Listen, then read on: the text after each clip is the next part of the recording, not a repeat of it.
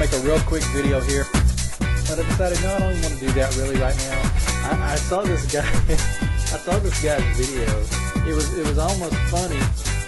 It was funny. It's freaking hilarious. It made my day. I thought it was hilarious. Hey everybody. I want to talk about something today that's a little bit off topic. A little bit, not much of what I normally talk about. But just to give you all an update, I did do some measurements this morning, and I have lost, I believe it was 10.25 inches overall on my body, and I think the last count was 29 pounds, which was today that I did the weighing and the measuring. So things are progressing really nicely. I've only got a week after today. Tomorrow, it's a week from tomorrow that I'll take my last injection, and then I'll move on to phase 3. But what I want to talk about today is, how many of you out there have heard of this flu pandemic that everyone's talking about? In fact, my girlfriend even got a letter in the mail from the health department talking about this pandemic flu. I'm guessing they're talking about the bird flu. Correct me if I'm wrong. I really don't know what flu they're talking about. But they basically said in the letter that I read, every so many years or whatever, there's a pandemic flu. And they claim it's about that time for another one, and that a lot of people are dying. They never said bird flu, but I'm guessing that's what they're talking about. So I did a little bit of research on the bird flu and flu pandemic, and man, I got some interesting things. Now, I don't want you to think I have an opinion either way about whether I think this is going to occur or I don't think it's going to occur, because quite honestly, I really don't know. I would be real naive to say, oh, this isn't going to happen, because like I said, I don't know. But I do know that things like this have occurred in the past, and you know, a lot of people did die, and I think that there's a very good reason that people died, so it can't be just ignored. But I found on one particular site, a lot of people claim that Tamiflu is the only known cure or preventative substance to take for this bird flu or flu pandemic. I'll just start calling it bird flu from now on, because I'm guessing that's pretty much what they're talking about. I've seen that associated with pandemic flu. But then I thought, okay, is it possible this could be a ploy for people to, number one, get a flu shot, or number two, buy this Tamiflu product, or it also could be a third thing, maybe that the drug company is fixing to come out with something that's supposed to help bird flu or treat it, because they never come out with anything that cures anything. They never do. It wouldn't be to their benefit to. They always come out with something that treats it. When I say they, I mean the drug companies. And then I got to thinking a little further, and I thought, there's a natural remedy for almost anything out there. So I did a search on natural remedies for bird flu, and I found a couple of different things.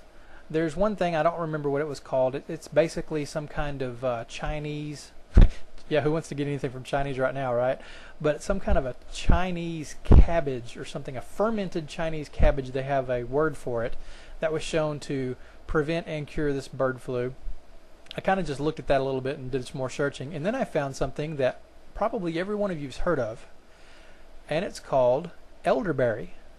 Elderberry has treated the flu for years much better than any kind of flu vaccine or any kind of other treatment that the drug companies have been trying to treat any kind of flu with. Not just bird flu, but any kind of flu for that matter. And this one doctor took this elderberry and added some other things to it, and he calls it, I think it's called, it's like a super immune booster. I'll put the links out to the side so you can go check this out. And I thought, that's something to think about and something to look about. And I did some more searches, and I found another website that's selling all these emergency supplies and like disaster kits, which, don't get me wrong, you absolutely must be prepared for disaster at all times. So I'm actually probably going to order some stuff that's on that site, just because everyone should have it. It's got some little pack that you throw in your trunk, and it's got like a 4-day water supply in it, little 4-ounce packets of water, so you can get the water you need to survive if something bad did happen. It's also got some 2,400 calorie food bars, which I thought, wow, that's a lot of calories.